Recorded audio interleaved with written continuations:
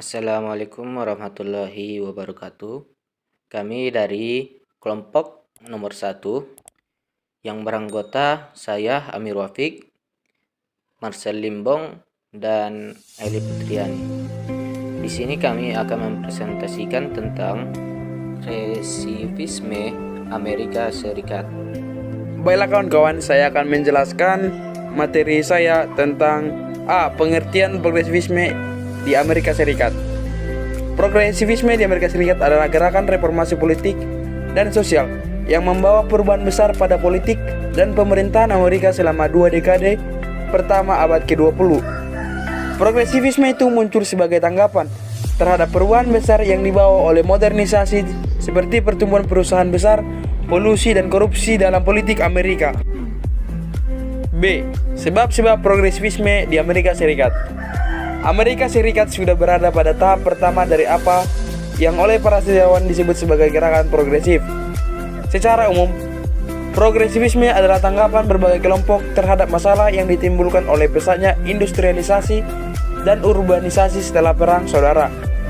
Masalah-masalah ini termasuk penyebaran daerah kumuh dan kemiskinan, eksploitasi tenaga kerja, runtuhnya pemerintahan demokratis di kota-kota dan negara-negara bagian yang disebabkan oleh munculnya organisasi politik atau mesin yang bersekutu dengan kepentingan bisnis dan gerakan cepat menuju konsentrasi keuangan dan industri. Banyak orang Amerika takut bahwa tradisi historis mereka tentang pemerintahan demokratis yang bertanggung jawab dan kesempatan ekonomi yang bebas untuk semua akan dihancurkan oleh kombinasi kekuatan ekonomi dan politik yang sangat besar.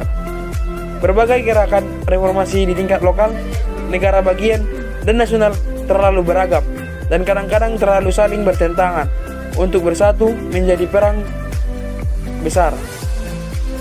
Tetapi mereka umumnya dimotivasi oleh asumsi dan tujuan yang sama, misalnya penolakan individualisme dan laissez-faire, di mana kepedulian terhadap yang kurang mampu dan tertindas, kontrol pemerintah oleh pangkat dan arsip, dan perluasan kekuasaan pemerintah untuk membawa industri dan keuangan di bawah kendali rakyat. Kawan-kawan, progresivisme di Amerika Serikat atau tokoh yang sering terlibat ialah John Dewey. Di mana menurut John Dewey, progresivisme merupakan sebuah aliran filsafat yang berorientasi ke depan yang memposisikan manusia atau peserta didik sebagai salah satu subjek pendidikan yang memiliki bekal dan potensi dalam pengembangan dirinya dan memiliki kemampuan untuk memecahkan berbagai persoalan yang dihadapi.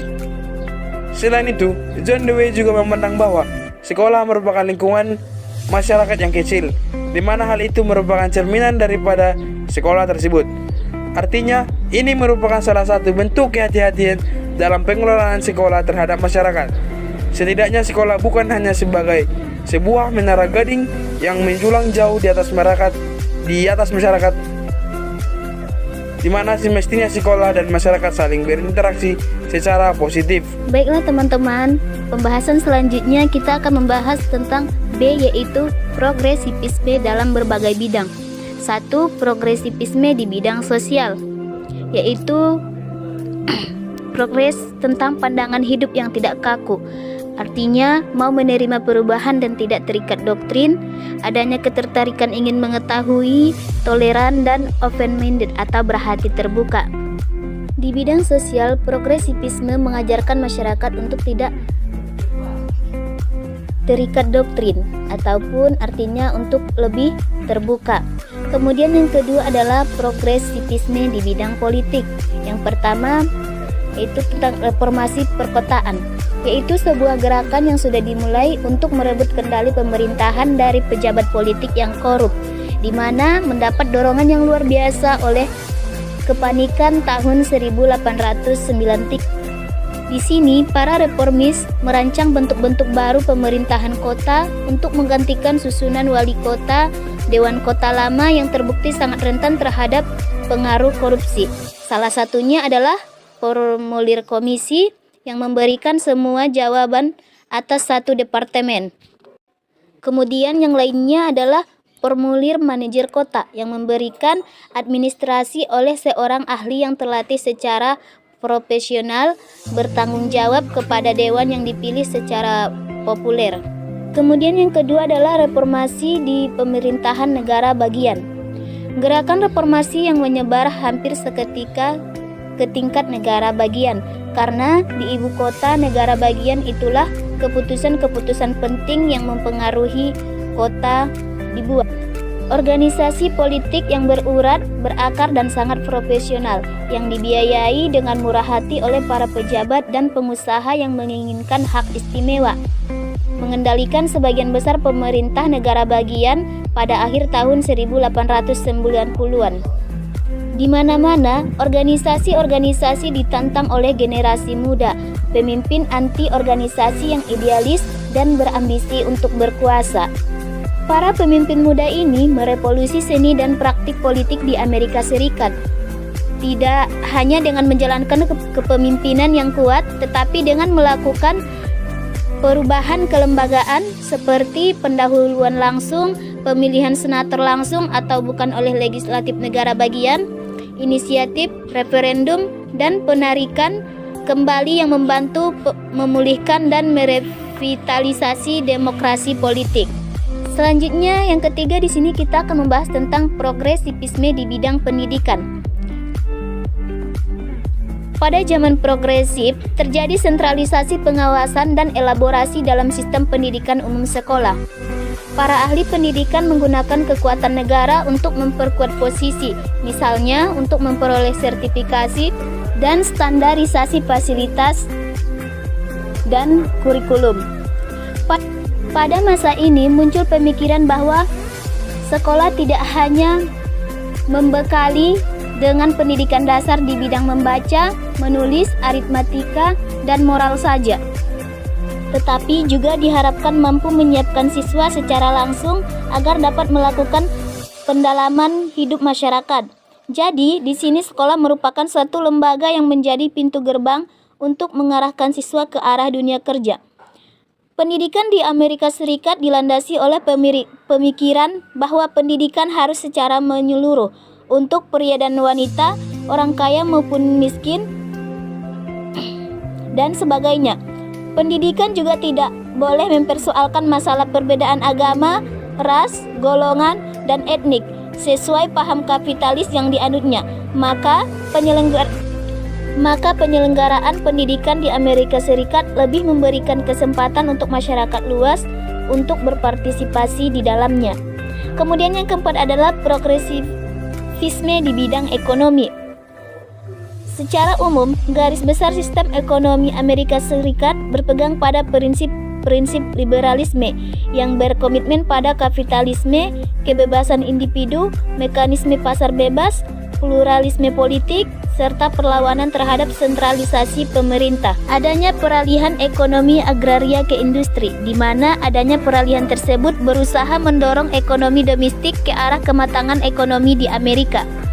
Perkembangan sistem transportasi dan komunikasi yang didukung oleh berbagai penemuan baru di bidang ilmu pengetahuan dan tersedianya sumber kekayaan alam yang melimpah, dijalankannya politik proteksi terhadap industri dalam negeri, serta bertumbuh liberalisme di Amerika Serikat mempengaruhi perkembangan revolusi industri yang lebih cepat.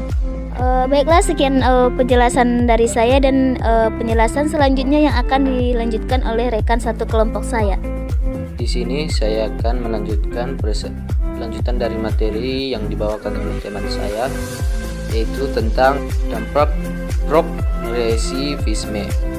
Satu, dampak politik, yaitu berubahnya kebijakan pemerintah atau nilai-nilai sosial, di mana sebelumnya kebijakan ekonomi hanya menguntungkan individu maupun kelompok penguasa atau pengusaha saja. Yang kedua, ekonomi. Dampak ekonomi yaitu adanya peralihan ekonomi agraria ke industri, di mana adanya peralihan tersebut berusaha mendorong ekonomi domestik ke arah kematangan ekonomi di Amerika. Perkembangan sistem transportasi dan komunikasi yang didukung oleh berbagai penemuan baru di bidang ilmu pengetahuan dan tersedianya sumber kekayaan alam yang melimpah. Dijalankannya politik proteksi terhadap industri dan negeri serta bertumbuh liberalisme di Amerika Serikat yang mempengaruhi perkembangan revolusi industri yang lebih cepat.